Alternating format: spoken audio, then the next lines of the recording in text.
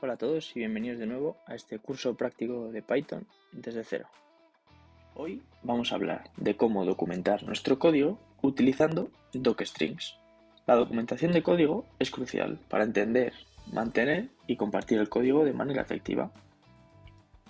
Los docstrings nos permiten dar información acerca de módulos, clases, funciones y métodos. Tiene dos características. Primero, es una cadena de texto que se coloca como primer elemento tanto de un módulo, una clase, una función, y se definen con triple comilla, tanto simple como doble. Veámoslo con un ejemplo. Si yo tengo una función, calcular suma, pues entre triples dobles comillas defino el docstring. Y si lo ejecutamos, vemos que no afecta al código.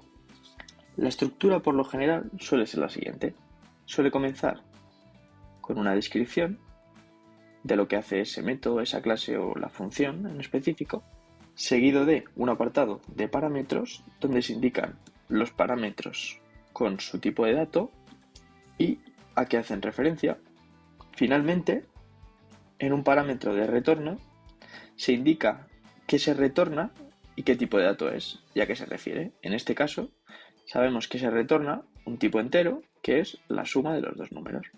Además, para funciones y métodos puede sernos útil añadir un apartado de ejemplos. Para acceder a la información de un docstring directamente desde el código, podemos hacerlo de dos métodos. El primero es utilizar la función help, que es el más legible y el más empleado. Si yo llamo a help con la función, por ejemplo, lo ejecuto, vemos que nos da la información, el docstring, acerca de la función. Vemos que esto funciona también para las clases y métodos de Python que ya están implementados. Por ejemplo, si yo llamo a help con la clase de tipo de dato cadena de texto, me da la información acerca de esta clase. Primero me explica de qué se trata, me define los métodos, cómo funciona, y de esta forma es más sencillo entender cómo funciona una clase o un método para alguien que no haya trabajado directamente con ello. Otra forma de hacerlo es empleando el método $doc. Si yo lo llamo sobre calcular suma, vemos que nos devuelve el mismo docstring, pero ahora nos lo devuelve como una cadena de texto. Y como podéis ver, es bastante menos legible, pero bueno, también se puede hacer así. ¿Por qué son útiles los docstrings? Bueno, principalmente, como hemos ido comentando a lo largo de todo el vídeo, por tres cosas.